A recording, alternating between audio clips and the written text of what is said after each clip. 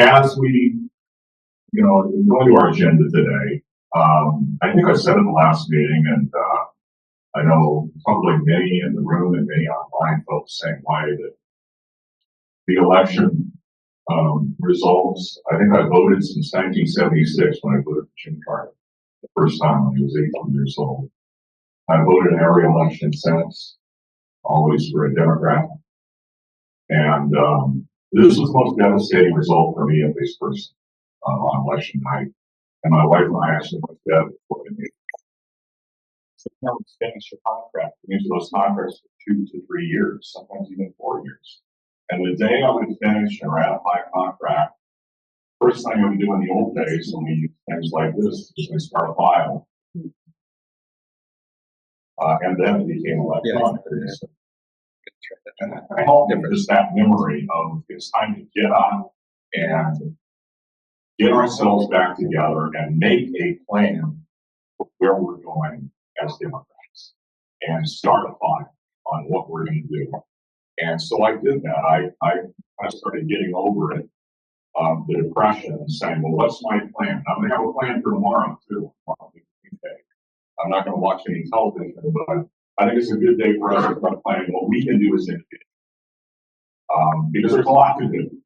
And especially here in our district, what we're going to have in 2 years, the assembly seat.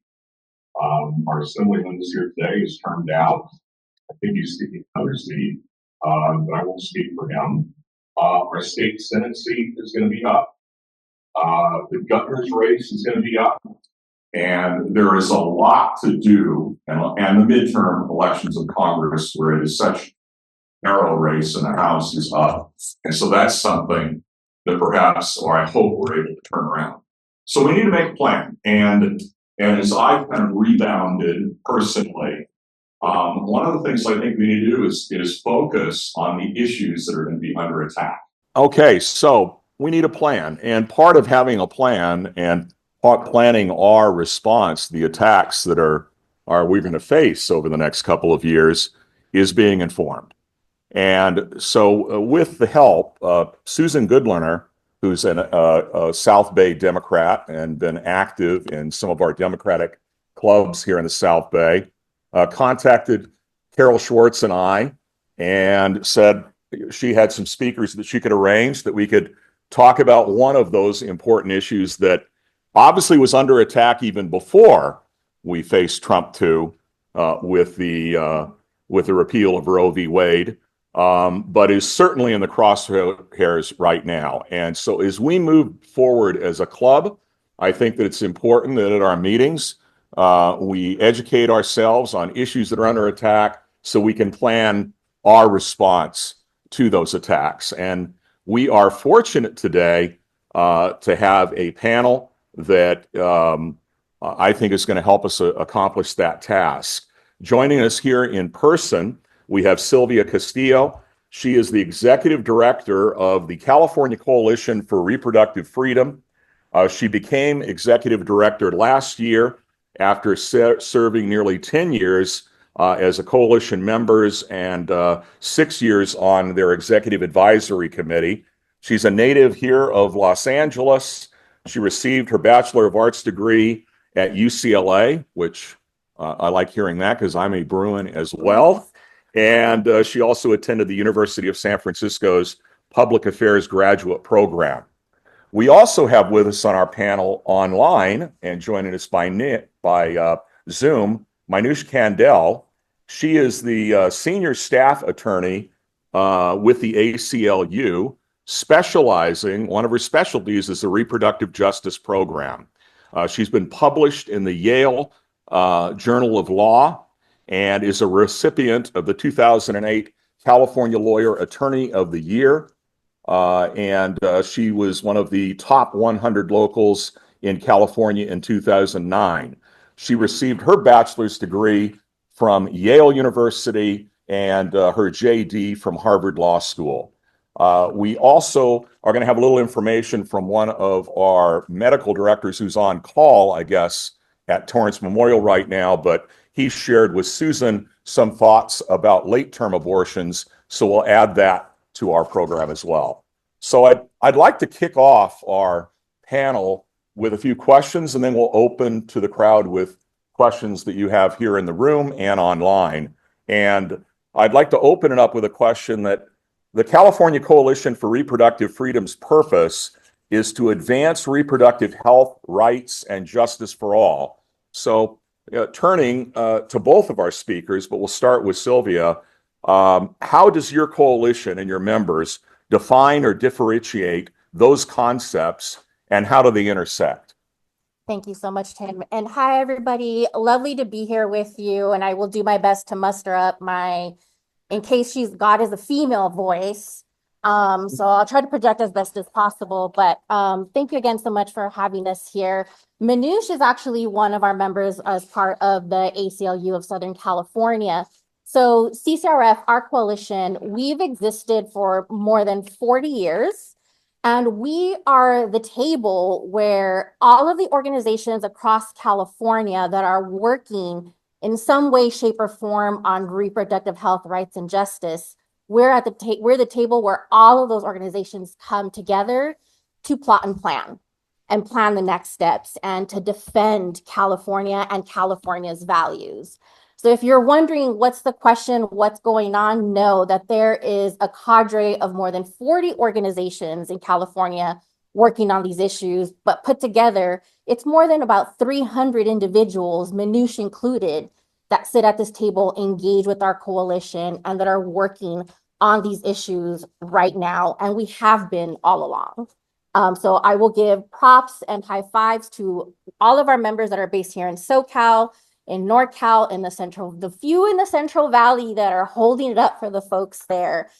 So thank you so much to our members. Our members run from the gamut of healthcare providers, like members from the American College of Obstetrics and Gynecology, the California Academy of Family Physicians, to the Nurse Midwives Association, to even smaller grassroots organizations that are made up of like doulas of color that are, making sure that those communities across the state, that communities of color, in particular Black women, have access to reproductive health care. We have members like the ACLU, California Planned Parenthood, of course, was one of our founding members. Other organizations like Essential Access Health, California Now. If they're working on reproductive health, they're here. They're at the table, and we're making things happen. So our organization, our coalition, like I mentioned, began more than 40 years ago, and it was founded by a small cadre of organizations. Some of the big names you can think of, like Planned Parenthood, NARAL, and the ACLU. They came together as pro-choice organizations working to defend access to abortion care, which then expanded to contraception and other reproductive healthcare services, ensuring that we had enough providers that were trained appropriately to deliver these services. But at that time, California still needed to shore up a lot of its reproductive health rights, which we did. A lot of the reproductive health rights that we now have in California that has now transformed California to call itself a reproductive freedom state stemmed from the work of all of these members. But since then, in particular, the last 20 years, our members have looked at the state of our state, and we've realized, why does it matter that I have a right to abortion care? I can access that here in California legally, but I live in Selma, California. There is no abortion clinic anywhere near me for about 200 miles in Fresno. But then in Fresno, I can only get the care in the first trimester and the second trimester. If I'm experiencing a medical emergency and I need an abortion service in my third trimester, it's either 2 places in Los Angeles or 1 place in San Francisco. Oh, for God's sake. What does that mean now? It means, do I have the money to travel? Can I take the time off work? Do I have somewhere to stay? Do I have somebody to watch my children that I have back at home? If I'm a teenager in the same town of Selma, California, or maybe Paradise, California, I am 16, I need to go get birth control. There's not many clinics near me that will give me a minor birth control because they feel it's their moral duty not to give minors birth control, even though state law says I am entitled to receive that care.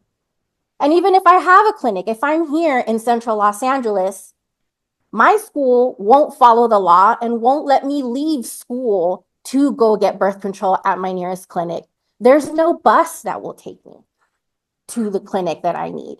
So when you look at all of those issues that even here in California we're facing, which tend to impact people of color, communities of color, low-income communities the most, that's when the picture starts to emerge that this isn't just a right, this is a basic human right.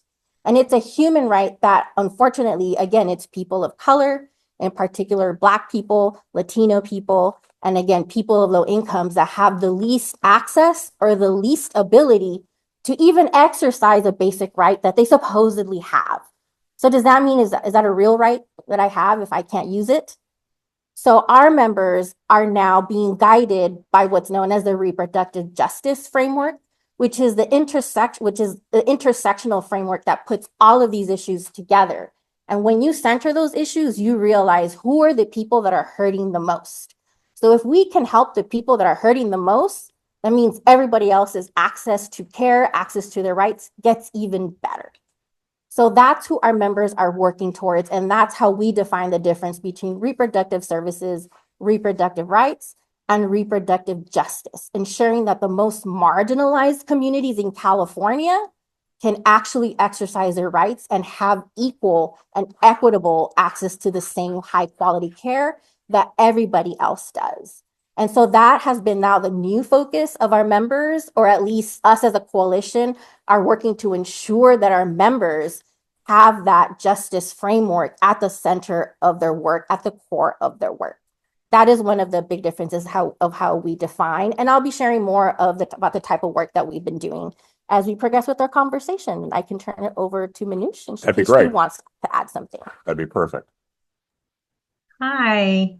Again, my name is Manoush Kandel. My pronouns are she, her, and I am a senior staff attorney with the ACLU of Southern California in our team that works on LGBTQ, gender, and reproductive justice issues. And we work on those issues together because, as Sylvia mentioned, they actually are all intertwined and you can't really tease out one from the other. And to expand on what Sylvia talked about in terms of what do we mean when we talk about reproductive justice? So for us, it's really the full spectrum of maintaining personal autonomy, being able to control whether one has children, when one has children, not having children, being able to have children if one wants to have children, and to be able to parent the children we do have in safe and sustainable communities. So it's more than just reproductive health. It really covers the full spectrum.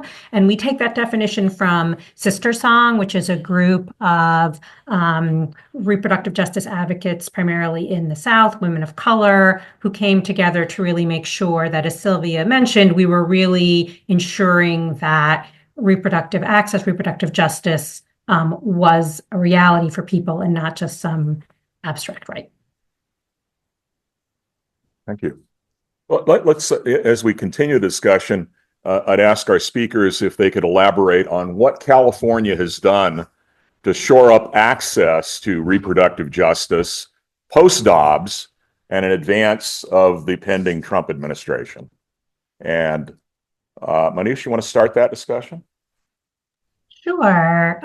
So California has been really proactive in trying to ensure that we are doing everything we can to maintain reproductive justice and access in our state, both for people who live in our state and for people who might be traveling to our state.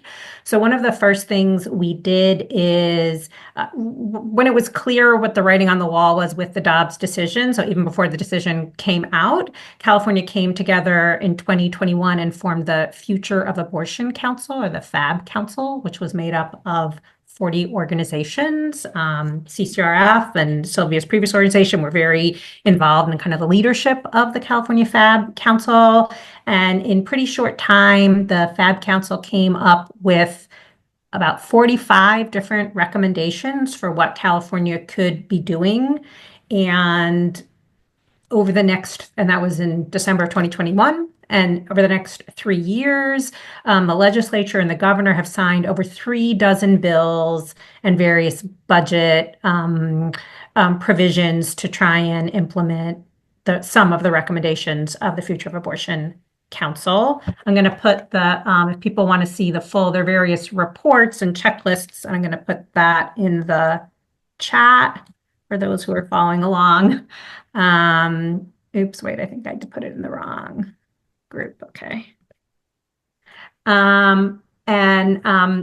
Sylvia can talk a lot about this too. So maybe I'll focus on some of the legal protections that have been put in place. So one primary category of law is what is known as a shield law, basically trying to protect people who provide abortions, who support abortions, who are getting abortions from any kind of civil or criminal penalties. So even though California has very, very strong protections for people are probably familiar that in other states, like in Texas, SB 8 was very highly publicized, but other states have enacted all kinds of laws to criminalize people who are directly providing abortions or even supporting people who are getting abortions. And so California has passed a series of laws to protect providers in California who are providing abortions both within California or potentially to people outside California by maybe shipping them medication abortion. There are laws to protect people who travel to California to obtain an abortion. There are a series of laws we put into place to prevent California law enforcement from cooperating with out-of-state arrest warrants that they're being asked to potentially enforce in California for actions that in California would be legal. Same thing with laws to prevent California from enforcing out-of-state judgments that were obtained against someone for receiving, performing, or assistance with an abortion, and also trying to prevent California corporations who provide various kinds of electronic platforms, communications, from responding to warrants or subpoenas related to abortions. For example, like asking Google to provide a list of everybody that was in a certain amount of distance from an abortion clinic located in California. Some of these laws are quite novel. They haven't been tested in the courts. There's a lot of interesting, laws around when states have to respect other states' laws. So this is definitely an area that's going to be ripe for litigation. The Attorney General in Texas, who's like the evil inverse of our wonderful Attorney General, has already filed a lawsuit against a healthcare provider in New York, clearly as a means to try and test. New York has a similar shield law, so clearly trying to test New York shield law. So it's full-time employment for certain lawyers, but again, California is really trying to do what we can to create a framework of safety. Some of those are untested, so we don't know exactly how far we're going to be able to go, but we're trying. Maybe I'll stop there and let Sylvia follow up. There's some other things I could talk about too, but I want to make sure Sylvia has a chance to answer as well.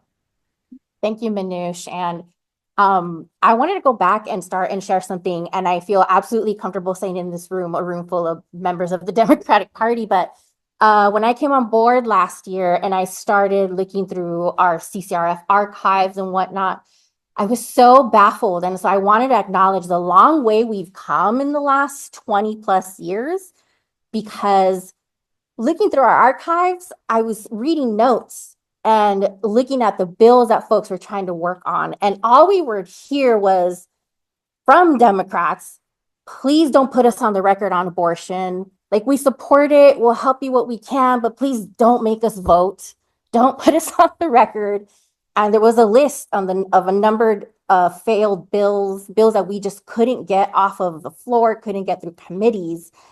And I even remember that still happening 10 years ago when I started in the reproductive health movement. But fast forward 10 years later, which so thankful and grateful to have a governor that wants to live up to those California values, state legislators that are working so hard for these protections. So I just want to give a little applause, at least one representative that's here. Thank you. Because As Manoush mentioned, in the last 3 years, one of the work groups that came out of CCRF, our coalition, it is the Future of Abortion Council, and which, mind you, CCRF has been saying for the last 10 years, Roe is going to go down. The time clock has started, and nobody wanted to hear that. Nobody wanted to pay attention to us.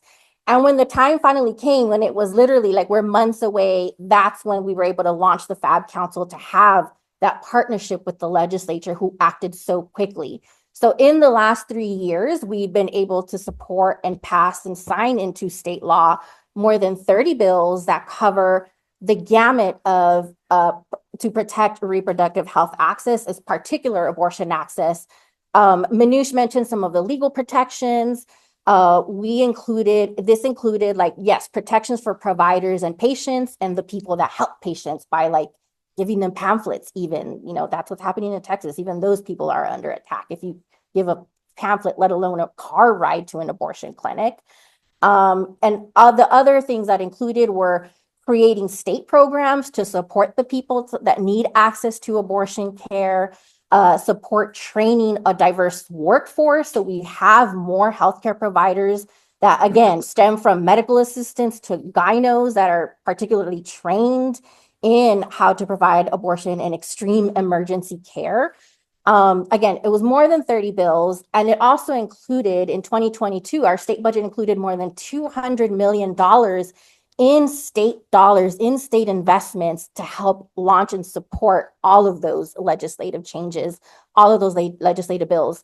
One example of one program that I wanted to highlight was $40 million was earmarked, dedicated for an uncompensated care program. It's kind of a technical word, but it's for people who have health insurance or no health insurance for whatever reason, and they still can't pay for an abortion or can't pay for supported services to get to that abortion.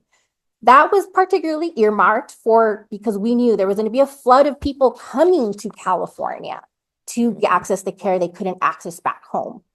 Those funds are almost done after only 2 years. Wow. So we're in the process of working to asking for more supportive funds. However, what we now know 2 years in, the overwhelming majority, I think the estimate I saw was like 95% of those dollars are going to Californians.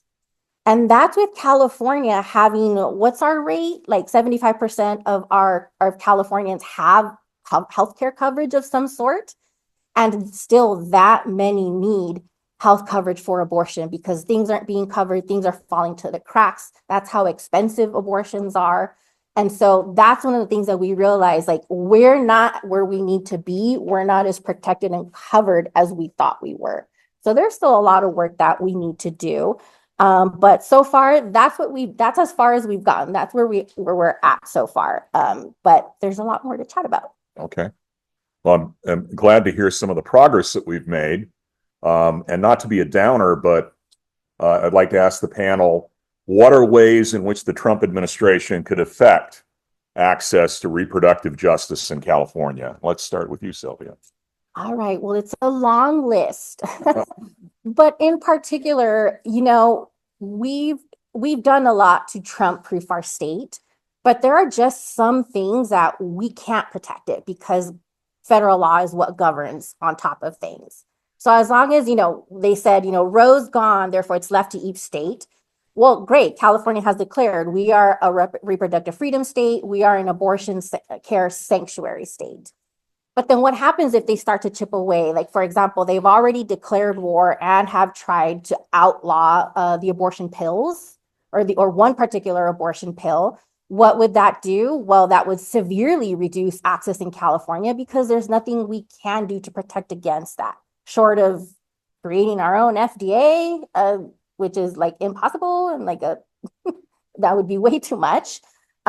So even those are the avenues where they can attack us, the things that the federal government can control, like should they ever outlaw the abortion pill? The Comstock law, I'm sure some of you have been hearing about that and what that is. This is this old ancient, I just sat through this long academic conference at the Huntington Library the last 2 days, and they delved into the Comstock law, and I learned some fascinating things that I had never come across before. But at the gist of it, it's an ancient law from the 1800s, from the 19th century. that was used to try to ban and outlaw anything related to obscenities. So Republicans have threatened and have said that is what they want to use to attack abortion care. What would happen? Immediately, they could declare that mailing any medication related to abortion could be considered an obscenity and therefore illegal. So there goes any attempt for telehealth medicine. There goes any attempt to get abortion pills mailed, not only outside of the state, but even here in California, because who controls the mail? The federal government, USPS. I don't know what could California do there. A question has come up of like private deliveries, like UPS or whatnot. And I'm like, I don't know, I'm not a lawyer. Maybe Manoush can answer that question. But Comstock is one of the biggest ways that they could affect, because it's not just affecting the abortion pill. It could even be things like securing bedding for the abortion clinics and instruments needed for providing abortion. If those are mailed through the mail, like secured from or procured from a supplier somewhere out of state and mailed through the mail, it's now considered an obscenity. So that's just one example of how that Comstock law could be used and misused to attack abortion services. The list could go on, but another particular way is by pitting California's social justice organizations against each other by attacking the Medicaid program. Because here in California, we're lucky that our state legislators, our state policymakers did allow for our Medicaid program, Medi-Cal, to cover abortion care. So people with low incomes who are enrolled in Medi-Cal, they can access abortion care. However, that's paid through state dollars. That's how we get around all the federal anti-abortion rules. We use our state tax dollars, but we still do it through our Medicaid program. So the Trump administration has already said, or the incoming administration has already said they are going to attack that. They want us to stop our Medicaid program from providing abortions. What does that mean? Are we going to have to create an entirely separate program and waste our time and resources to create a brand new program just for abortion care? And the whole point is, with the way our state budget is right now, that will be extremely difficult. And it'll put our state government in a position of making some really scary decisions. And at the same time, we still have other parts of our social justice system that need funding, that need to be funded. So what's going to happen? We're all going to become fishes trying to carp at the same piece of food. And that's being done deliberately on purpose by the incoming federal administration to try to pit us all against each other. And it's a fight that we need to be aware of and need to be prepared to deal with and address, because, again, all of these issues are intersecting and they're all important. I'll pass it over to Manoush. Yeah. Yeah. Thanks, Sylvia. Just to pile on to why Comstock is so scary is some of the things that the Trump administration wants to do. They would have to issue like new regulations, which takes time. You have to go through a whole rulemaking process, or they'd have to have Congress pass a law. But Comstock is already on the books. It's just been, as Sylvia said, sort of dormant. It's considered like a zombie law because no one thought you could apply it to lawful abortions. And that's the Biden administration issued like a memo saying, like, we don't think this applies to lawful abortions. But the Trump administration could come in and say, oh, no, we have a very different interpretation of this law that is currently on the books. And sadly, I do think it applies to UPS and FedEx, Sylvia, because I think it applies to the mail or other common carriers, and UPS and FedEx would be considered common carriers. And as Sylvia mentioned, it's not just pills, that's the sort of the common discussion, but it's any item used to provide an abortion. So it could be any implements, whatever. So it wouldn't affect just medication abortions, it would affect all abortions. And again, they wouldn't have to pass a new law or even a new regulation. They could just start enforcing this. Trump could appoint a new postmaster general who, enforces the laws around postal, and people could start getting criminally charged. So that's really, really scary. One of the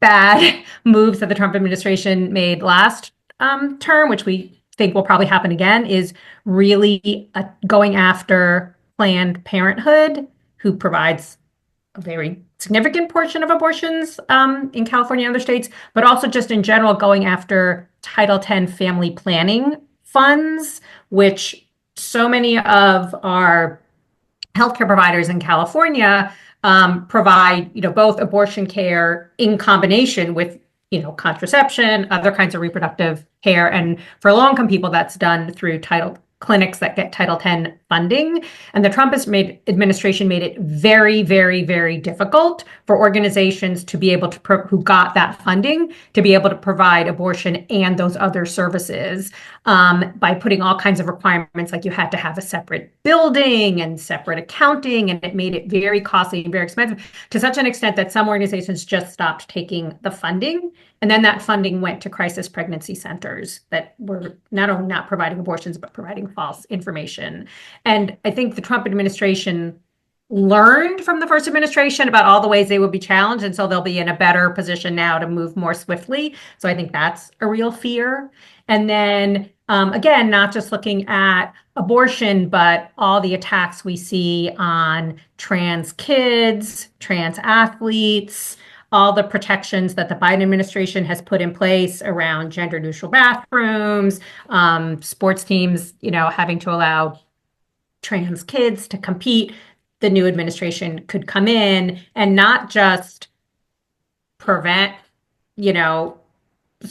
schools from doing that, but like affirmatively attack schools that are trying to do that. We've already seen some lawsuits now saying it's like a violation of Title IX to actually have trans athletes compete on girls or women's sports teams. So I think that's a real fear as well. Okay, thank you. Why don't we open up to the group for some questions? Let's start first with the people in attendance here live. Go ahead. Will the portable mic work or? Okay. Come on up and join us, I guess.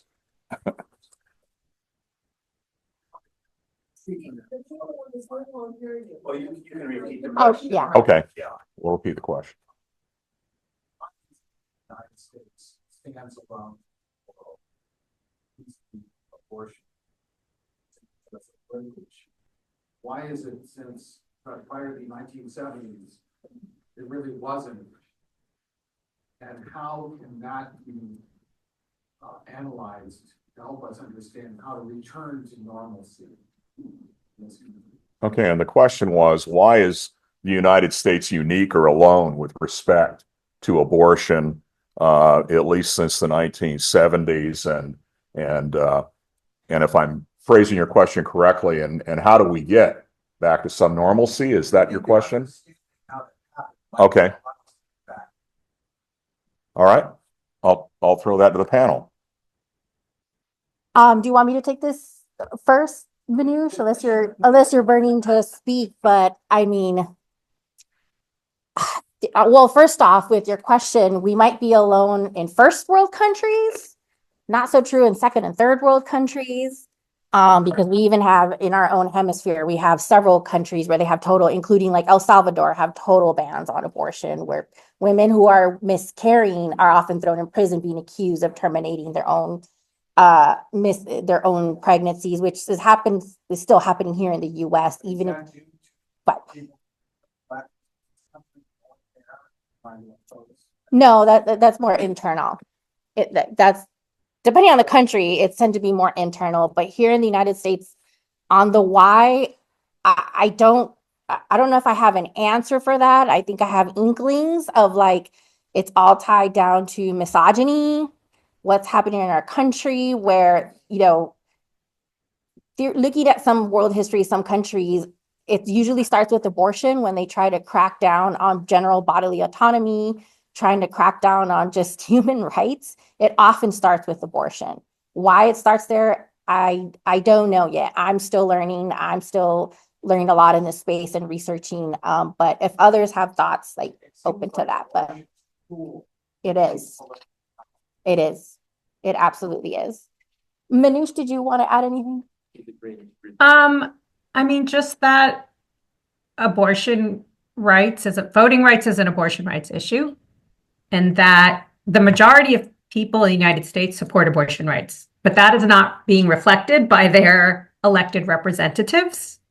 And that's because we haven't put enough effort into making sure that everybody has, all the ways in which Republicans have tried to disenfranchise people comes back to bite us when it comes to abortion rights, because people being elected that don't reflect the majority of people's views on abortion. So just making sure that we are really fighting as much for voting rights because they are important, and also because that's how we're going to ensure that people have access to abortion and other kinds of reproductive rights. I mean, when you look at the history of the anti-abortion movement, it was very cynical, a political move. Like the right glommed onto this issue as an organizing one. Because if you look historically, Republicans were not anti-abortion or anti-contraception, but it became an organizing tool of the right that was very successful. So I think we kind of have to take that page and organize ourselves. All right, another question. Go ahead. There was a question over here. Okay. Yeah, go ahead. If you don't mind, there was a question over here first. Okay, go ahead. That's my opinion, that it started with certain religions, especially evangelicals and Catholics, who have their beliefs, some of them, I won't say all, but some, and they have been angry ever since Roe came in, because Yep. I know some people personally who have been advocates ever since that started. Yeah. And they feel they have a right to impose their religious beliefs on others. Yeah. And they have been at this Yeah. since way back when Roe happened. And then finally, like she said, the right wing and Trump, they figured that was a good thing to use power to take these people, because these people have been at it since the beginning. Yeah, and a good point from our live audience here that the genesis of this, whole effort is different religious groups trying to impose their will through legislation rather than just your faith-based what you believe personally, in terms of they've tried to legislate their beliefs, and ever since Roe, it has been a major agenda item. Do either of our panelists want to comment on that? I mean, part of that, you see it in the evidence that in the last 2 years, the right to abortion has been on the ballot in 10 states. 7 out of those 10 states, those ballot propositions pass with more than a majority. One of those states, and several of those states have been extremely red states. One of those red states where it didn't pass, Florida, this last election in November, was it the state legislature? Manoush, I don't know if you know those details, but the state legislature actually went and changed the vote needed in order to pass that specific ballot initiative. They increased it to 60%. Yep. And I think the vote was 57%. That's right. I mean, they changed the rules in the middle of the game just so that they could win. Because they saw that coming. Yes, they saw that. And so they increased the threshold so that it would fail, even though a majority it was an overwhelming majority wanted abortion rights. So when you give it to the people vote overwhelmingly in support for the right to reproductive freedom. Any comments that you'd like Yeah, to no, I don't have anything to add. It's just like, even those religious groups that you mentioned, they're a minority of their members want to make abortion illegal, because when you put it directly to the people, even in more conservative states, people say they want access to abortion. So, but that example that Sylvia gave is goes back to what I was talking about we have to really keep our eye on access to voting, because when you limit it, and there are a lot of ways to limit it. You can make it harder for certain things to pass. You can eliminate certain people who are allowed to vote. Florida also, despite a proposition that allowed people with convictions to vote, Florida played all kinds of games with actually allowing those people to vote. And when things are close at a margin, that can make a difference. So there are all kinds of ways in which you can disenfranchise people, and the right is taking advantage of those to really try and limit who can vote. And really the genesis of this, I think the point was made very well of how this all started with religion. And Jerry Falwell was part of that movement when he was alive. And then Reagan, who really wasn't a tremendously religious person, but saw the advantage of taking this issue on in order to get their support. And it's been a battle cry from the right ever since. So we had a question over here. Belittling how important this is. It seems that when we raise ugly issues, it tends to scare people and then they vote no. And it seems like we're focused on the abortion aspect rather than the total health that a doctor would be able to decide, you know, hey, or a person would be able to decide what is healthy for this individual, what's healthy for the environment, so on and so forth. And, you know, an example would be, we have water recycling and reuse. And Los Angeles some people in Los Angeles wanted to keep that. So they came up with a thing, toilet to tap. And of course, that was voted down. Because they did it in a way that was hurting, harmful, disgusting. Doctors can decide, you know, hey, your arm is gangrenous, we need to remove it. Yeah. And to look at things in a kind of a general way, why can't we pose it that way? Because I almost feel that people give us, you don't have a right to abortion. Abortion is terrible, blah, blah, blah, blah, blah. And they set the description of what good healthcare is. Okay. You know, and just to if I get the context of your question, that at times we're advancing issues and perhaps the way we communicate them. I'm perhaps rephrasing your question that perhaps turns people off and we lose votes. You know, I'm thinking as you're asking your question about the way we communicated an issue a few years ago of let's defund the police.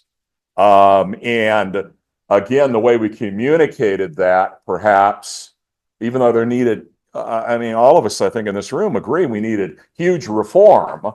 But when you say defund, you're going to have certain people in the electorate, they're going to say the Democrats want you to be on your own without any police protection. And that's the way it's interpreted. So I'll turn to the panel with regard, is there maybe better ways that we communicate these issues?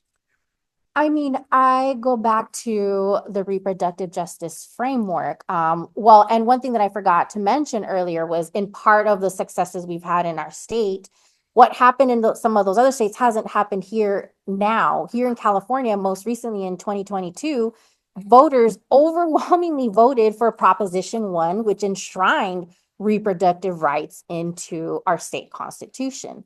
Now, we were the organizations that were our CCRF members, FAB council members, they were very intentional in the language that was selected. And even now in the work that our coalition does, we're very selective of how we talk about issues because words can cause unintentional harm. And that has happened so much. So even internally, we had that debate with Prop 1. Is this a reproductive freedom proposition? Is this a reproductive justice proposition? And we acknowledge that, no, it's not. It's particular. It enshrined the right to abortion, and it enshrined the right to determine, to choose to access birth control. Why was that intentional? Because California has a very disturbing history of state-enforced I'm blanking out on the word, sterilization, thank you, of state-enforced sterilization, particular to Black and brown women. So we said we can't enshrine in the Constitution just the right to access to contraception, but the right to choose and say no to contraception, no to sterilization. So we were very intentional in that language. But if we would have said a reproductive justice issue here, California, this is a right to reproductive freedom enshrined into the Constitution, what does reproductive freedom mean? Reproductive justice means, as Manish mentioned, the right to choose to become a parent, to not become a parent, and parent the children we have in safe and sustainable communities. If you have the right to become a parent, what does that mean? You have the right to access fertility services. You have the right to access IVF. Now we're talking about adoption and other ways of building your families. Is that right protected in our state constitution right now?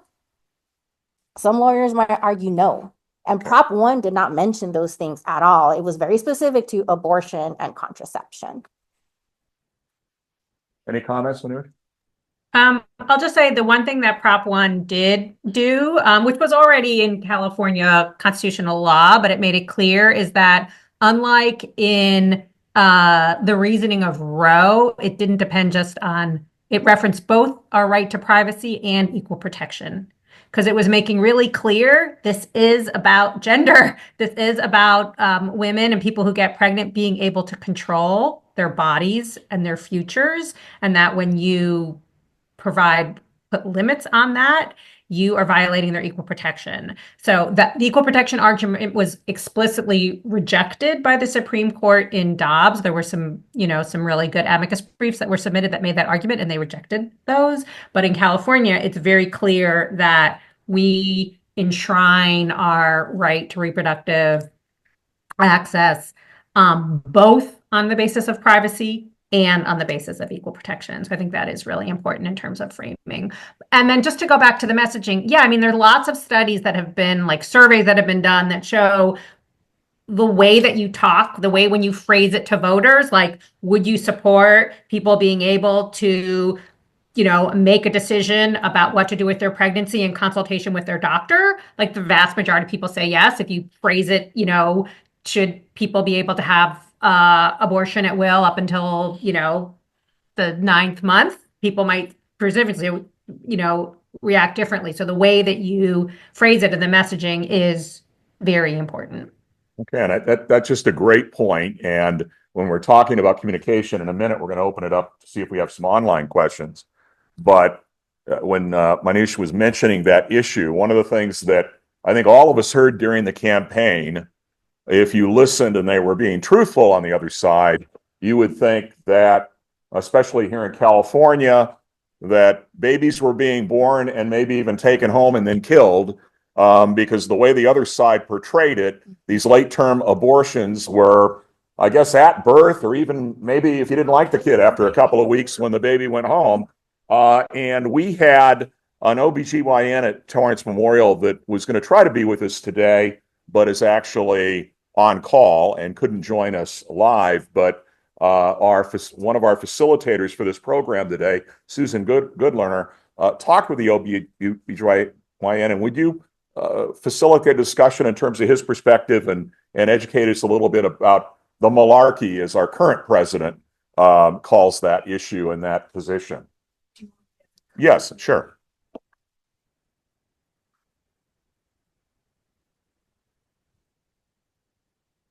I want to thank you for giving me this opportunity. We're fortunate in our area. We have a Dr. Rosenberg, who's a citywide expert in late term or second trimester abortions. And he's on call doing labor and delivery right now, was hoping to Zoom in, but not able to. But a couple of things he shared, both about our local community and his own personal experience as a trainee in the 70s.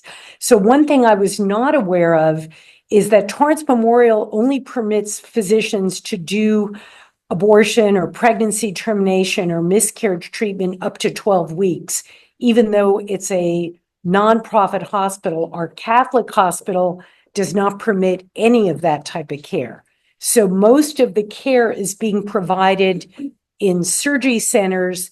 And this Dr. Rosenberg told me that he has done more of these late-term abortions than even the professors at UCLA. And I think the misnomer is that second trimester abortions are not killing babies. It's typically done to protect the life of the mother, if the pregnancy is in danger, if the fetus is totally not viable. And so that's one thing I would ask your organization is we somehow need to counteract this message of killing babies. And what Dr. Rosenberg said is that he at times, even in Torrance, has had to wear a bulletproof vest because of the work that he was doing. And his training, he finished his training in Boston University in 1977, and he trained under someone that I don't know, but I guess is a pioneer in the field, Dr. Kenneth Effelin. And he shared with me that during his training in 1975, he and his professor were performing a second trimester procedure on an indigent patient whose life was being threatened by a pregnancy and a non-viable fetus, meaning this baby would not have survived. And there was a Roman Catholic nurse in the room who called the Boston police, and the fetus was delivered with a heartbeat, and the doctor was arrested the next day. So this is 1975, and what I fear is that some of the messaging that we're hearing on the political side is taking us back 50 years. It's quite scary. Question for Susan. Yeah, go ahead. Is he the only doctor in the area that does these later term or even second trimester? Because if he graduated in 77, he's in his late 70s at least. So, Connie, I can answer that. I retired from anesthesia 10 years ago, and at the time he was the only OBGYN who was really make abortions. in this area, yes. In this area, I think patients can go to a teaching hospital like USC or UCLA. I don't know about Cedars. Okay. Thank you. Any comments from our panel on that issue, and then we'll open up for any online questions. I can say there are several organizations in our coalition. The one that comes to mind is one called TEACH. That's their acronym, but it's Training in Early Abortion Care and Health. So that's an organization that's focusing on early abortion. We're talking first trimester and like first few weeks of second trimester. There's a couple others that focus on later, like third trimester abortions. Here's some language I can clear up now. It's not late term abortions. Late term abortions was that language was created by the anti-choice movement. So let's stop using that. It's third trimester. It's first trimester, second trimester, and third trimester abortions, because that paints the reality in that picture way different. It contributes less to the post-birth abortion that I was like, was making my mind explode during the election campaigns. Yeah. But what I can say is that is something that we're hoping and looking for California to try, our state government to try to invest in, because no, we don't have enough teaching hospitals. We need more of those partnerships from clinics to hospitals to train more abortion providers. On top of that, California has very quickly and will continue to be one of the very few places in the country where any provider from across the country can come and train. Because the next step for the new incoming Trump administration is to limit those college funds, those research dollars. This is already happening in the state of Texas, where healthcare doctors that are training in healthcare cannot even train in abortion care. Gynecologists cannot receive miscarriage treatment training within the state of Texas. So they have to send the universities have to send their students to other states to complete that part of their fellowships. And California is one of the places they're looking to. So not only are California students competing for those spots, but it's now out-of-state students that are going to be competing for those spots. But it's necessary, right? Somebody has to train these doctors across the country. Go ahead. Well, if a woman is having a miscarriage and why doesn't they up a creek without a paddle? Depending how far along, and yes, a number of women have already died in the process of miscarriage because they cannot receive treatment. Okay. Yes, I want to make 2 points. Murder. First of all, less than 1% of the abortions are done third term. Correct. Point 2 is that the other party was very effective in their messaging. Absolutely. We need statements like the Democrats want to kill babies. Yeah. And it was largely gone unchallenged. And I think it's incumbent on Democratic leadership to fight that fiercely when those things are said. Yeah. Because the predominant position, I believe, of most Democrats is that abortion is to be supported until viability. After viability, then all of us are in favor of preserving the life of the fetus. Absolutely. Let the Republicans get away with this idea that Democrats want to kill babies should be resisted and countered immediately. Yeah, that's our message is this last election is messaging. I think that is why we fell short. Reggie, do we have some questions online for the panel?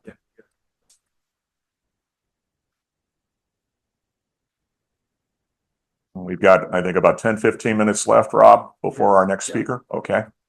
That's it. Okay, thank you. Go ahead. Can I ask? No, Ron? Oh, yeah. Moran's up. Go ahead. Yeah, I have a comment and a question, Minush. My comment is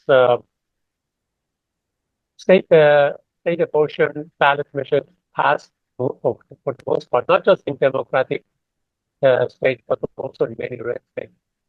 But what it also showed is that it wasn't enough to push the Democrats over the winning line in the election.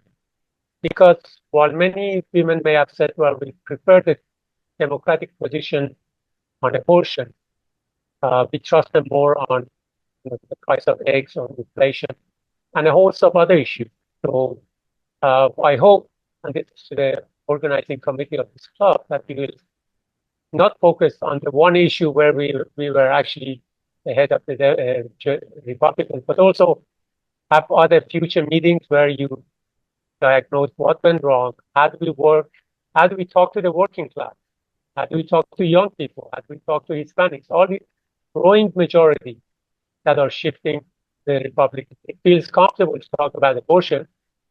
It's not going to be as comfortable to talk about those other issues, but what it's going to mean is that if you're against the view of the majority of the American people, you're going to lose elections. I mean, polls show that the majority are in favor of the deportation. So, and okay, let me just walk right into my question for Minush. Again, you're a very smart person. I'm sure you know that 70% of Americans don't support trans athletes like in women's sport. Even the majority of Democrats don't support that. Now, maybe I'm not going to even reveal what my position is. Maybe in 20 years, in 50 years, the general public will have shifted to that position. That is okay. But right now, if you hold that position, you're going to give the impression that you're woke, or you don't care about the rights of the millions of girls who want to play sports. You care about that 1% of trans athletes, probably smaller than that, because not all trans people play sports. So are you going to lose elections over these types of peripheral issues where you not only lose power of allowing them to play in sports, but you lose power in healthcare, social security, all the other things that now we have no control over because we're out of power. Yeah, well, I think you make valid points, and I think today at this meeting we're dealing with one issue that I think is under attack, one issue that messaging probably costs us the election, and I think obviously we only have a couple of hours a month in these meetings, but I agree that as we move forward, and I think our board and our officers of this club also agree that we're going to try to include in our agenda various issues where the messaging caused us to lose. For example, you brought up blue-collar workers. How did blue-collar workers vote against their economic interests and vote for somebody that's going to support billionaires? Well, we need to address that. We need to address, how we message on a whole host of issues. And I think, you make a good point that maybe we're going to take them one at a time, but we do as a club, I think, need to figure out where we message wrong. I mean, we knocked on a lot of doors. We made a lot of phone calls. We're doing door hangers and stuff. But if the messaging is wrong and we lost this election by just some thousands of votes in a handful of states, with a better message, we would be celebrating the inauguration tomorrow, not being in mourning. And Ray. I think I just want to respond though, because there was a question. Okay. And I just want to say, I think you need to be very careful before you throw trans kids under the bus. Just going back to the point you made about the incredibly small minority of people we're talking about. And like, I'm not saying it should be like foregrounded, but to like say, we're not going to stand up for our trans kids, is very, very risky territory, because once we start ignoring people just because they're, a small minority, that can get us in a lot of trouble. Can I please felt like I needed to respond. Can I please respond to that? No, I think we agree, and we are the party of tolerance. We're the party of inclusion, and if we get off that mission, then I don't know what we are. So agree with that remark. I think we have one other question from online, and then we're going to have another speaker that is. Yeah, I want to just make a comment, and I put it in the chat also, but not only is the messaging not right, but the platforms where we are messaging is not right. I have a very quirky cousin on the East Coast, and she said they're killing babies in the 9th month. So that kind of misinformation and disinformation, I think we have to take that into account, and it's huge. And I was with a religious organization doing text banking for Florida for their abortion amendment, and I cannot tell you the vile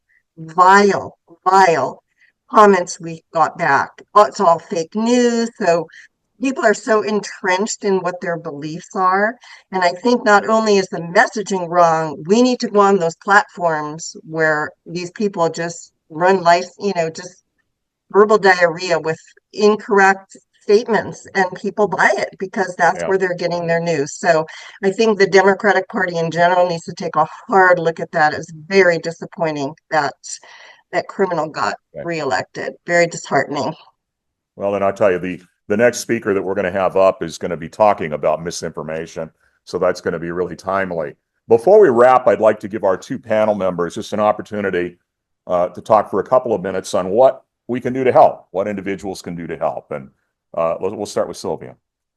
Great, thank you. Well, this is already a start. Staying informed and getting the correct information, the latest information, the clearest facts. That would be a step one. Because even here in this room, like just the fact that we're learning that women have already died because of dogs, yes, that should not be new news at this point anymore. So again, getting what the latest news is and staying plugged in. Number one. Number two, there are already people working on these issues. Like I mentioned, a cadre of that I know of 200, and I'm pretty sure it's like 3 times as much once you include providers and whatnot. So one, supporting them, supporting those organizations, taking up any volunteer opportunities that those organizations put a call out for, but then even you as a club pushing our party to actually declare clearly that right to abortion is or should be a part of a platform. Reproductive freedom needs to be clearly stated as a part of the party platforms. That's for this one. But going back to the nonprofit side, again, heeding that call for volunteers, staying informed, and supporting the folks that are already have been doing the work and will continue to do so day in and day out. Right. And I'll give it to Manoush. Manoush. Yeah, so going back to my voting theme, stay engaged, and local and even micro local elections really count. We're seeing even in California some really problematic actions by some school boards who are locally elected, trying to pass laws that force outing of gay kids or trans kids. In our neighboring San Bernardino County, Riverside County, there are school districts who have passed really horrible forced outing laws. So, keep an eye on even those elections where you're like, I don't know who's running for school board. That doesn't really matter. Those matter, both because school boards can do really bad things that hurt kids, but also those are training grounds, right? People run for school board, and then once from school board, they run for, board of supervisor, or then they run for assembly. So pay attention, even at the very local elections. Those are really, really important. Right now, Manoush reminded me to mention something that I forgot to mention earlier. I think the LA Times did give it a little bit of coverage, but talking about local news, even here in LA County, the city of Beverly Hills recently managed to thwart the opening of a brand new third trimester abortion clinic, something that we really need here in LA County, in the city of LA specifically. It got thwarted. That clinic they're still determined, they're not deterred, but they still haven't found an appropriate location to open up that much needed clinic. So that's just one example of what's happening here in our own front yards and backyards. All right, and I'll conclude by saying that both the California Coalition for Reproductive Freedom, that Ms. Castillo is from, and the ACLU, both nonprofits, both depend on contributions. And if you're so inclined, I think we're going to put it on our website with a link as to where you could support the two organizations that we had the privilege of participating in our meeting today. And I'd like to thank again Sylvia Castillo being here, Manoush Kandel, and Susan Goodlerner, who was instrumental in putting this program together for us today. I'd like to thank everybody and for your attention. Thank you. Thank you, everyone. Thanks for having us. Bye-bye. Ladies and gentlemen, we have been very, very fortunate to continue this discussion. We have a wonderful journalist. Our next speaker is online. Oh, he's not online yet? Oh, he dropped off? Okay, let's see if we can get him back. I just texted him. Ladies and gentlemen, I want to bring our next speaker up. He's going to join us via Zoom. We are very fortunate to have a fantastic journalist, author, and activist. Ladies and gentlemen, if I get your attention, please, we just have one more speaker today. We're talking about combating right-wing misinformation regarding abortion rights and other things that you get from the right wing and how to combat that. Who better to talk about this than Russ Baker? Russ Baker is a personal hero of mine. He's a fantastic journalist, author, and activist who believes in democracy. He's a graduate and former adjunct faculty member of Columbia Journalism School. He's written for The Nation, The New York Times, Vanity Fair, The New York, Salon, Esquire, The Guardian, The Village Voice, but not Sports Illustrated, Russ? So I wonder, I don't know, can Russ hear me? Oh, Russ, okay, hold on. Russ, can you hear me over here? Yeah, sort of. It's kind of muffled somehow. Okay, we'll try it on here. Is this better? It's all better, yeah. Okay, great. We were just talking about all the places you've written for. You've written for the New York Times, the Guardian, every place, Esquire, except for Sports Illustrated. Is that coming up next, Russ? Yeah, probably. Okay, excellent. Russ is also, let me just finish off over here. Russ is the founder and editor-in-chief of Who, What, Why, a nonprofit, nonpartisan, publicly funded news site that seeks to address undercovered stories and provide missing context on the critical issues of our time. He's going to be speaking about how to combat right-wing misinformation with facts and truth. He is also the author, I need to mention this, Family of Secrets, The Bush Dynasty, America's Invisible Government and the Hidden History of the Last 50 Years.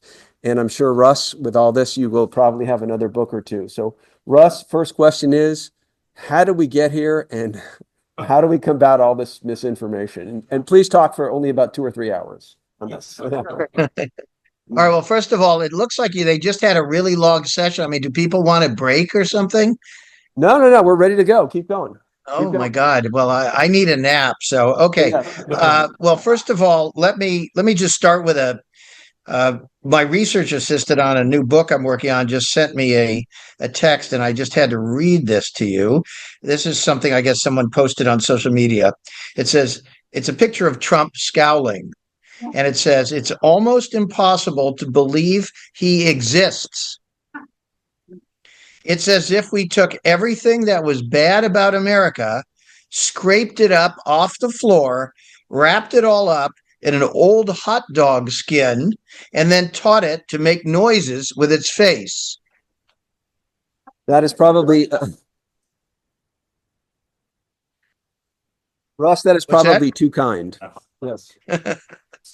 Yeah, I don't know if you were able to send out my column from today. We able to, or We were not, Russ. I apologize for that. okay. So I also write a Substack column. It's called Going Deep with Russ Baker. My column today said Trump and Hitler, the headline that dare not speak its name. And the reason I wrote that was because the last few weeks I just happened to be watching a docuseries about the Nazis and about the circle around Hitler. And as I was watching it, I just kept saying, "Oh my God, oh my God, oh my God, this is just very similar to what we're experiencing now." And us journalists, I mean, most of us don't want to bring that up, don't want to whatever. I come from a background of Holocaust survivors and so on, but I mean, the actual specifics of how those people came to power and what they did are quite similar to what is happening now. And I want to bring this up because I think that the entire conversation in this country is inadequate. And I think that the Democratic Party is playing a really old game. I think they're just not equipped. They really don't have the skills or the techniques or the tools or the capacity or the talent to address what's going on. And I'd like to talk a little bit about some of the examples of the kinds of things that I see, and then be interested to have your questions. First of all, we never envisioned how much worse and more dangerous he would become, how much better positioned he is now to inflict maximum damage, how much better he and his associates have mastered the tools of controlling minds and gained dominance with the principal platforms for disinformation. Now, and we all know, we're all seeing about Zuckerberg and all these others capitulating. Very, very dangerous situation. And so we also see a lot of people saying, okay, now the Democrats, being in the minority, are going to have to try to put a bold face on things. And of course they do. I mean, they can't just yell and scream and appear to be obstructionists. They have to. It's not a good look for them. The problem is they can't lead. They can't lead. They have to do what they do, but they're not the people to lead us out of this situation. And so I think that, and I say this in my column today, that when you watch the hearings, particularly, let's say, Pete Hegseth, I don't know how many of you have had the pleasure of watching him perform, but, I mean, it's they can't capture what's wrong with this guy. It's not that he is a philanderer or a drinker or an abuser, which Trump is all the same things or whatever, except not the drinker, but most of those things. The thing is that he is completely and totally unqualified to be a Secretary of Defense. In fact, he's really unqualified to be a Secretary of anything, except maybe a secretary. He's not qualified for any of this. It's completely ridiculous. And the fact that Trump doesn't care, and that maybe you could say it's deliberate to take people who are not qualified at all and put them in these positions. And so you look at these senators, and I respect them, and I think they're smart and they do the best they can. They're not prepared for this. And so they're trying to kind of poke holes, they're jumping around and trying to make points, but the point is much bigger than the way that they're able to talk about it. And I happen to feel that they would have used their pulpit more effectively if they had stopped to ask people to consider what's going on and the lunacy of this, that this man would ever be considered, even if he was a choir boy, even if he was, that he would ever be considered qualified. And the example I gave is they do things like they say, it's like saying that the guy who works in the Apple store should take over the company Apple because he worked in a store. It's totally ludicrous. And I do not see that the Democrats are clear enough about how crazy everything is. Now, what do you do about it? I mean, I got a call the other day from a guy I knew a little bit, and he wanted to meet for a drink, and nice fellow. And I met with him. He is a fellow who does like public speaking to corporations or something. And as we started talking, he just started saying that he thought the Democrats and Republicans were basically both corrupt and almost exactly the same, And I thought, this man lives in Manhattan and he's upper, middle class, and he has very successful career doing self-help stuff for people. And this is what he thinks. And I said, where do you get your information? And he sort of stopped, and I said, no, seriously, where do you get that from? I mean, it's just empirically wrong. I mean, you don't have to be a Democrat to know that the Democrats and Republicans are not the same on almost anything. And so he said, well, I mean, I get my sources from a lot of places. I said, where? And he had trouble telling me. And I realized it's all from social media. It's all from streams of curated stuff. And this guy's mind has been altered. And I could see, because I used to write about the Scientology and all these, mind control cults. It's the same thing. The people, their minds have been taken over, basically. They've been reprogrammed. All these people sitting, I live in New York on the subway, playing their games and watching the TikTok and whatever, I mean, just endlessly. And now people are going to withdraw in this short period that it's dark until Trump says, no, we're going to have it right back soon as he's inaugurated. I mean, these are very, very serious and troubling things. And I do think the Democratic leadership are wholly inadequate to all of this. I wrote a column about a year and a half ago suggesting that Biden was not able to be president anymore. And so many people were angry at me. I got all kinds of profane hate things from liberal Democrats. How dare you? Do not say this. You're going to ruin it. Blah, blah, blah. Like I have the power, to ruin it. They were so angry at me. And then I wrote right after the debate, I wrote his speech for him. I wrote Biden's speech announcing that he was getting out. Now, he didn't use my speech, and it took however long weeks it took. I also wrote another thing saying we don't want Biden and we don't want Harris either. Now, you may disagree.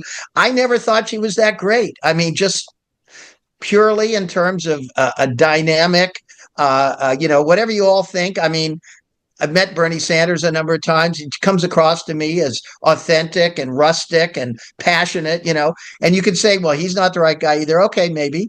But she was not right. She was not right for this time. She wasn't strong enough. She didn't know maybe exactly what she stood for. She was a classic Paul, and it's too late for that. And so the question is, are there any people out there? And I'll tell you the truth. The people out there who are going to save the Democratic Party are us. Honestly, I mean, I was involved in politics. By the way, I come from the LA area. I went to Venice High School and UCLA before I moved to the East Coast. And, I knew all these great people growing up. I worked in politics there. There were all these tremendous people, state assemblymen, state assemblywomen, people who were running small nonprofits and so on. And I thought, these people are well-spoken and they're passionate. They don't have any skeletons in their closet. I mean, there's so many talented people out there. And when it was clear that Biden was going to have to get out of the race, what I proposed was that the Democrats immediately open it up and make it a talent contest. And they would have had like 6 weeks, and they could have said, everybody throw your hat in the ring. It'll be really exciting. The public will get to see all these people, and they'll choose, will choose who ought to be the new talent. I've always thought that the Democrats should have like an academy for looking for new talent.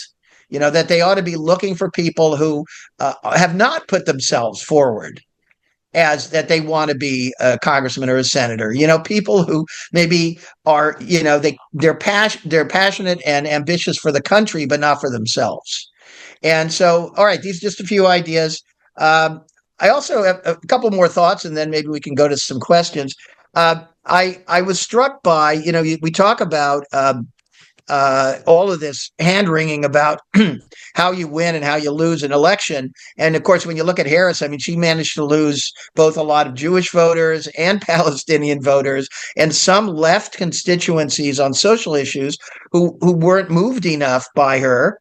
And then their opposites, people who were, quote unquote, anti-woke. I mean, she still did okay. but they lost a lot of these critical people because there should have been an overwhelming victory there. And so I think the Dems are in denial. They, as I say, they do put forward weak candidates. But on the other hand, I think it's really important to not start acting like Trump. For one thing, it just destroys the whole point and value of the Democrats. If they're not honest, what else do they have left? And so this gets into this whole issue of the tools and how do Democrats win on a dirty battlefield? In other words, if the Democrats try to let's use TikTok ourselves. Let's get better at this than they are. Where is this all going? And I don't have the answer, but I think we need to sort of step back from all this and think much bigger thoughts about all of this. I happen to believe, I wrote a piece a while back that I thought one of the reasons Trump won was because of loneliness in America. And I noticed, and I don't know if any of you are on Trump's mailing lists, but I am. And he constantly tells me how much he loves me. And he constantly tells me that he's thinking of me. And Elon just mentioned you.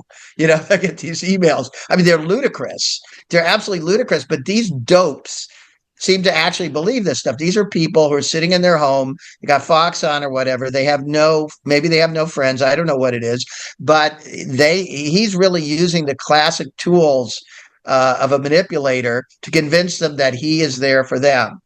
And I think the people who buy the gold shoes, right, Russ? What's that? These are the people that buy the gold shoes. Well, yeah. I mean, you look at that and you say, who would ever buy that crap? But I mean, they do. And this guy is still peddling the junk, and he'll be doing it. Forget about any ethics rules because nothing matters anymore, right? Everything's out the window. It's too much. Where do you even begin? And so, it's a tough situation. A lot of people are intellectually lazy and ripe for manipulation. Of course, the Democrats don't want to say that. They always talk about, notice all this stuff like, our wonderful military, our wonderful troops. And, I get it, but, I mean, anybody remember some of the wars? I mean, it's not so great, I mean, can we ever just be honest about what we prize? I mean, how much really do they talk about how important teachers are? They talk about police and they talk about military. They don't really talk that much about teachers or social workers or mental health professionals. We ought to be talking about those people. We ought to be talking about those people. I just got a few other random thoughts here. Let's see. So as I said, the technology is evolving faster than mechanisms for truth. Clearly, simplicity wins over nuance. This is another huge problem for the Democrats. If your whole message is designed just to manipulate people, of course, if you say there are dangerous people and I'll stop them from harming you and your family, you're going to win over somebody who says, well, they're not really dangerous, or most of them are not dangerous, or it's more complicated. You always are going to win when you don't have to make the nuanced argument. And again, I don't know what you do about this, but I've never heard practically any of this ever discussed by the Democrats, and not at conferences, nowhere. Yeah. No, Russ, this is great. We have a wonderful audience here, about 40 people, and then a bunch more online. And I'd like to open up the questions now. Is that okay with you? Yeah. Okay, cool. Very good. Oh, holy cow. All right, you're going to be here for a while, Russ. Okay, Susan, go right ahead. So if our misinformed, less educated people are getting their information from right-wing podcasters like Joe Rogan or Ben Shapiro or influencers on these various sites, how do we develop our own cadre of podcasters and influencers that can reach the people that we're not reaching? Yeah, I mean, this is a huge problem. My experience is that conservatives, even as rancorous as they are, in a weird way, they help each other more than liberals do. And, this is that paradox. I like to say that liberals they love humanity, but they hate people, I'm just joking a little bit, but I know so many liberals who, I run a nonprofit organization, and I have to go out and, hat in hand, trying to get people to give us some money so we can do this kind of journalism, put out the kind of ideas I'm sharing with you. And, most of them don't want to do it. They're too busy with their own, ski vacation and this and that. And I don't see the urgency. I don't see the sacrifice. I don't see the effort to say, hey, that person would make a good influencer. I'll help them. I have money, or I have a company, or I have skills, or whatever. I don't see it. I think there is a kind of a, can I say, I think there is a kind of a character deficiency somewhere in the liberal democratic psyche somewhere. And I think that there are loads of influencers or would-be influencers who could and would love to be given a platform. And I think it could shake it up, but it's going to have to come from the rank and file of funders, principally, and other people who have connections and resources. Great, thank you. You had a question? Go ahead. Thanks for being here, Russ. Can you hear me okay? If not, I'll repeat it. Go ahead. Yeah, go ahead. Sure. I'll go up. Sure. I'll move the body. Closer to the mic. Is that better? Can you hear me now? Yeah. Okay, cool. So thank you for being here. I heard you mention a few times which candidates are weak, which candidates are not qualified, how you're frustrated with the current Democratic field. I'm a frustrated millennial. I'm a motivated millennial. I'm wondering, describe your winning candidate. Probably you. Say more. No, you immediately show charisma and energy. I mean, I would want to know more about you. I mean, this is what I'm saying. They're too into themselves. The party is kind of corrupt and lazy. They're into themselves. When you meet these people, I mean, honestly, do you think they give a hoot about you? I mean, they're not terrible people, but I mean, I know tons of politicians, and most of the successful ones, I mean, they're sort of cut off and whatever. And I think you have to have like a little revolution in the Democratic Party. Get rid of them. Orders. I like that. All right. Okay. You and then go ahead. I like that. Yes. Good. Just and I'll repeat it for Russ. Let's see. I'm going to start this off with Democrats split hairs. Republicans knock their blocks off. Okay. Democrats split hairs. Republicans knock their blocks off. Okay. Why can't we just say that Trump is Russia and China's strategy to eat US's lunch from the inside? Why can't we just say that Trump is using Russia and China's strategy to eat the US from the inside? Yeah, I mean, the issues about what he's up to and who he might be benefiting are hugely important. I'm afraid those are a little more sophisticated issues for only a portion of the electorate. That's probably not in this climate, not the thing that's going to move enough people. Okay, great. All right. You and then Connie, you're next. Okay, go ahead, sir. I think you're spot on with messaging. Our messaging was horrible. But what about taking action also? Okay, our messaging is awful, but what about taking action? Go ahead. Yeah, if your name is Merrick Garland, you should be indicting Donald Trump your first day in office rather than waiting 2 years. We wouldn't be having this conversation. Yeah. If we had upheld the law and enforced the law. Yeah. Merrick Garland did not enforce the law. We shouldn't be in this situation. Russ, comments? Yeah, I mean, I think you're right. The issue is that they're playing an old game of a certain kind of decorum and courtesy that they wouldn't be extended. And by the way, it wouldn't have been inappropriate for all of them to be bolder. And it's not inappropriate. It's not illegal. It's not unethical to be bold about crimes committed. I mean, how did that ever become something where they had to walk on eggshells? Now, of course, you get into a whole discussion of the takeover of the court system over the last 50 years or something.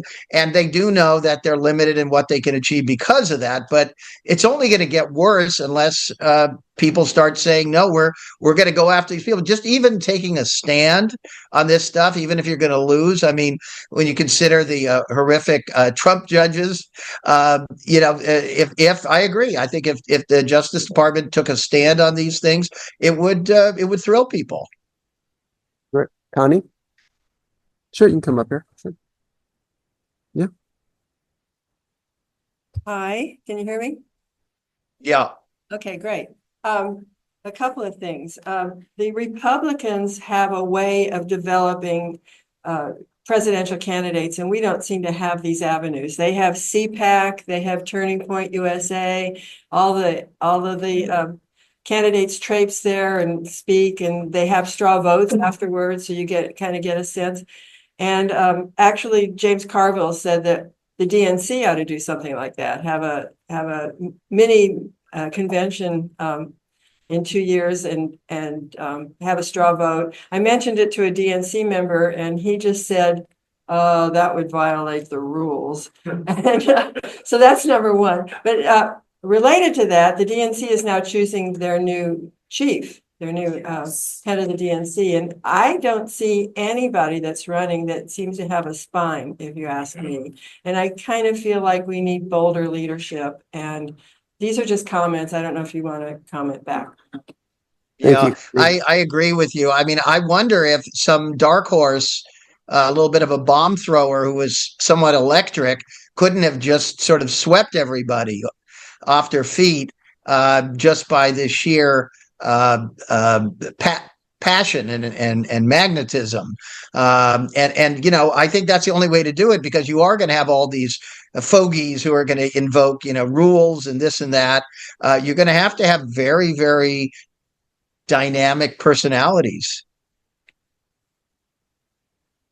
Okay. Yeah. Would we call it LPAC, Liberal Political Action Committee? ZPAC? Oh, DPAC. DPAC. Yeah, I like ZPAC too. That's another one. Any other questions from our live audience for Russ? I mean, some of these this great messaging. Oh, all right, Carol, and then we'll have our millennial come back up here again. You know, I mean, everything that Trump does is so self-serving. I mean, he has the advantage of being charismatic and knowing how to put on a show. But I mean, why is it the fact that he has his own cyber currency coming out?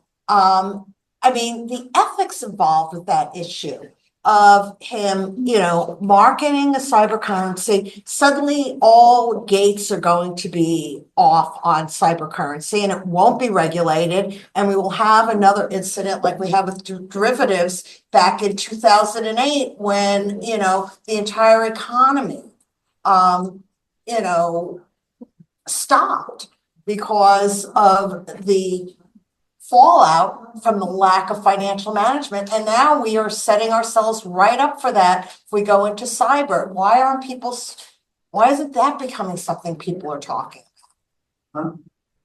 Yeah, Russ, anything about with Trump selling? Yeah, I mean, I keep thinking about this. As you say, Trump is such a great showman. And my experience in talking to people who supported him was that if they're intelligent or educated at all, and you raise all these kinds of points, most of them will say, yeah, that's all true.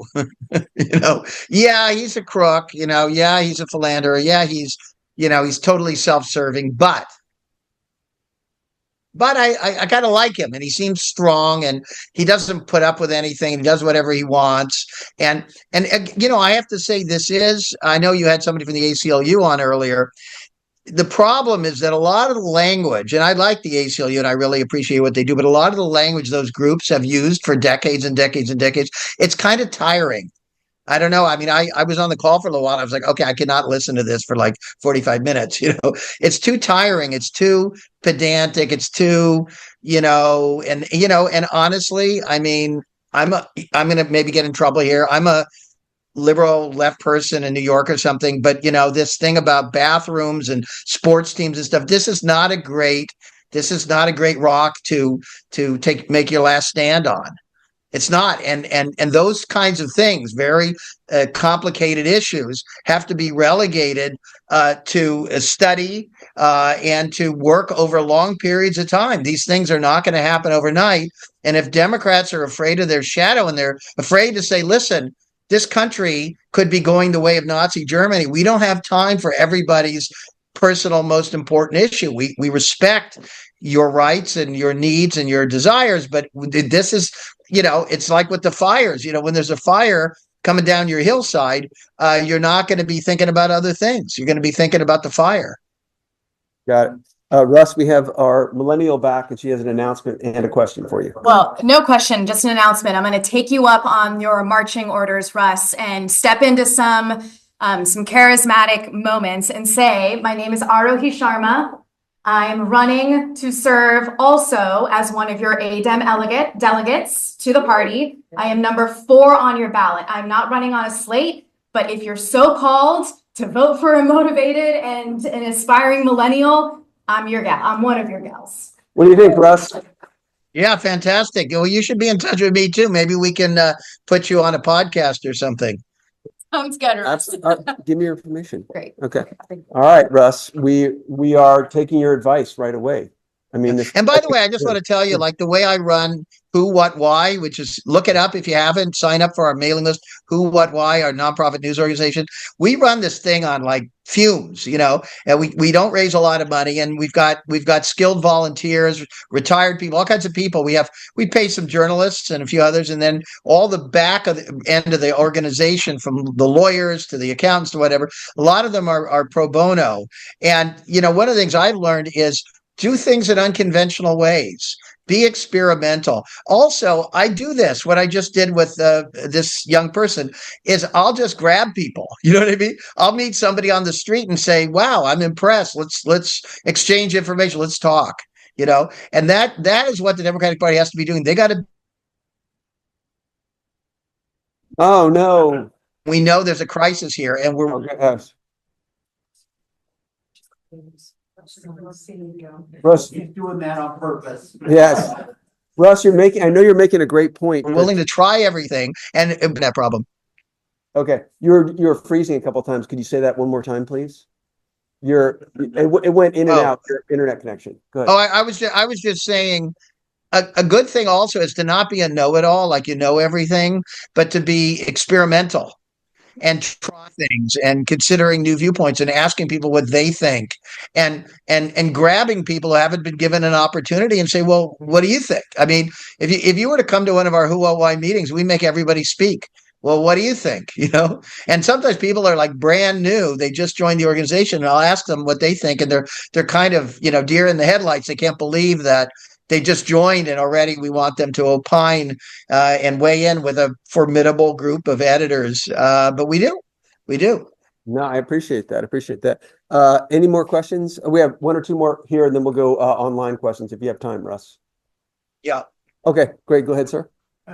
In reference to your idea, Mr. Baker, to opine and be kind of radical in this. It seems like some of the rules are picking on minorities, just like the Nazis picked on the Jews. The rules about abortion are picking on just women. If you used Aikido, which is taking people in the direction they're going and then cause them to tumble. If you were to say, instead of just the doctors that are only performing these abortions and only the women that are in these positions to be caused to have difficulty or have the consequences, if you increase the consequence to include the left testicle of the individual that got them into that situation, I'm kidding, but to make it more of a majority so that there's more of a consequence. An example of that was there was prostitution in LA, and they would only arrest the prostitutes. And it wasn't until they started arresting the Johns that everything started to stop and get under control. So these people that are in control now are somewhat illegal. They don't perform stuff right. So if the consequences that they're putting on other people include them as well, then they may not vote for those kind of things or support those things. Russell. Yeah, Started. I mean, I don't have a response exactly to that, although as somebody who used to practice Aikido, I get your point. I think that that a lot of these people, a lot of these ideas will not stand up to scrutiny. And so if you had better communicators who would expose what these people are really like, how bad these ideas are, and do it in a more dynamic way, I think you're still not going to get the MAGA people, but there's that slice of the electorate that could have gone either way in this election or maybe didn't vote. And I think they may respond to that. But again, you've got to have strong people and you've got to be very, very clear about what is wrong with each of these ideas, each of these initiatives, each of these individuals. Yeah. Russ, I think we have time for about one or two more questions here. Anyone from our group? Anyone as we're getting going? Quick question, Russ. And I asked this of Alan Lichtman, our last speaker from last month, from American University. I said, do you think there will be elections in 2026? Or will just Trump and the Supreme Court say no?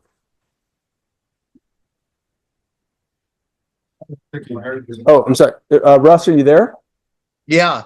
I'm sorry. Do you think, and I asked this of Alan Lichtman, a professor who spoke a couple of months ago, do you think there will be elections in 2026? Normally, a few years ago. Yeah. Yeah. Go ahead. I mean, normally a few years ago, I would have laughed about that because it would seem ridiculous. But now I actually have to pause and think about it. I mean, look, we're in a situation where anything can happen. That's how bad it is. Anything can happen. Absolutely anything can happen. You know, we know there, I don't know if you've seen some of these studies where a hefty share of the American public say that they're okay with doing away with democracy. So are there going to be elections? I hope so. Yeah. Okay. Good. Great. Final thoughts, final questions. Susan, anything else? Russ, I want to thank you very, very much. We are. Oh, you've got somebody with his hand up. I see him on the screen here. Okay. It says Maran Mushfegi. Okay. Maran, can we just ask a quick question? You'll be the final one. Yes, I just wanted to say that I agree with pretty much everything you said, but I usually criticize the Democrats for not being self-critical. And you mentioned, for example, the job qualifications of the candidates, like the defense secretary. And of course, we should be outraged that they put loyalty to Trump over qualifications. But we do the same. We just call it diversity. Instead of hiring the best person for a position, we have these check marks. You know, we want to find a woman who's gay or trans.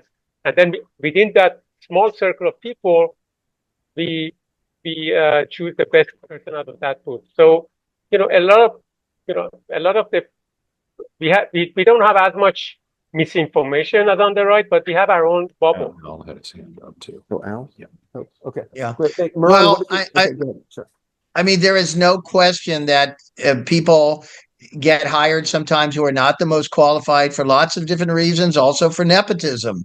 I mean, there's many, many reasons. It's not all DEI. So there are a lot of different reasons for that. That's a complicated topic. But I have to say, I mean, even the people who are a little less qualified, who may have gotten some favoritism, they're still light years better than somebody like this Hegseth guy is. I mean, he really is completely unqualified. I don't think a Democrats ever nominate somebody who's completely and deliberately unqualified. Got it. Al, did you have a question online? You have to unmute yourself, Al. If not, we're going to need one of those sign language. There we go. Okay, there you go, Al. Yeah.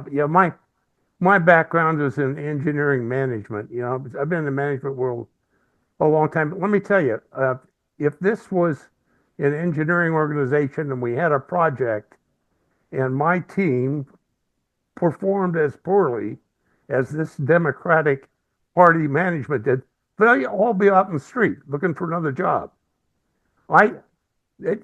You couldn't find a more vulnerable candidate than this orange-headed buffoon that is our current president. I mean, this is an easy target, and they fumbled it so badly. I'm wondering, where is all the action in the management of the Democratic Party to get a new group of managers? These guys are terrible. Anybody that would have let Biden into that debate in the condition he was in is incompetent. And it wasn't secret how bad a shape he was in. They certainly knew that. And instead of shuffling him out, they put him up in front of the whole damn world. What a bunch of idiots. And you can see the result of this terrible management from what we happened in the election. I haven't heard, and maybe it's going on, but I haven't heard a lot of fuss and bother about, oh my goodness, we got to get new people to manage this party. I hope that's going on. I don't know. You know, we sent them a lot of money. We made a lot of phone calls. We did all that stuff. That doesn't get it done. The guys. Well, it doesn't get it. It doesn't get it done because the Democratic Party is not that democratic.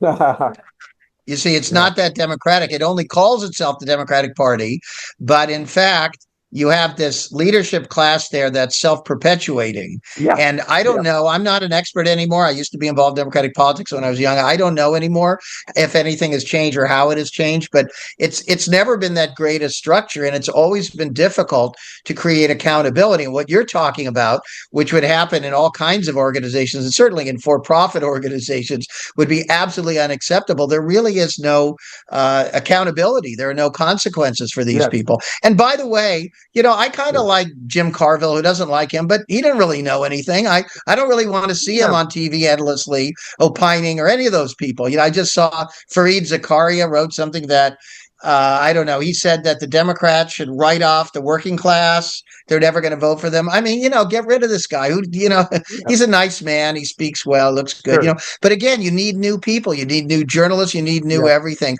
And I think it starts from the bottom. You folks you're the customers.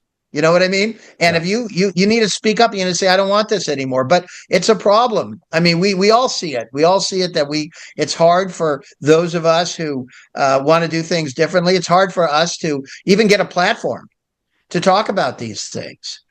Because Democrats, just like others, are very into brands.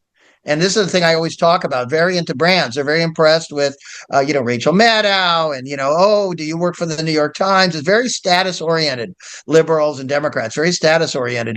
And they're easily impressed with names and labels. And, fortunately, I went to Columbia, so people go, oh, that's good. That's not good. It's not good. And don't be snobbish about that kind of thing. You need, like, somebody went to a JC or something and they're whip smart. People have to have much higher standards in evaluating what is good, not brands or titles. Right. Russ, very quickly, we're going to wrap this up. It's been a long and fantastic meeting today. Where can people find you and how can they sign up? Okay, so following things. I run a nonprofit news organization. It's called Who, What, Why. It's 3 words, Who, What, Why. Who, What, Why. You just Google it. It'll come up. And then I also have a Substack newsletter. It's called Going Deep with Russ Baker. You can sign up for that. And then I'm on various social media as Russ Baker, opining and saying rude things. Great. Yes, we're going to put it on our website as well, Russ. Great. Thank you very much. Everyone, how about a hand for Russ Baker? Thank you, Russ. Thank you very much. Very much appreciated. You bet. Enjoyed it. Thanks, folks. Thank you. All right, everyone. I just have a very quick 1-minute announcement. There is a rally on Saturday, February 15th at the Torrance Transit Center to talk about the 10th anniversary of the Torrance Refinery's near release of deadly hydrofluoric acid. And that's going to be, if you want to look it up, it's the Torrance Refinery Action Alliance. It's going to be Saturday, February 15th. Okay. If there's not any more announcements or anything else, I'm going to thank everyone for your patience and your input. And Al Meritsushi is speaking at Indivisible on, Sunday, February 2nd. Sunday, February 2nd, At 2 o'clock. and we'll put it on our website for everyone as well. So thank you very much, everyone. Thank you.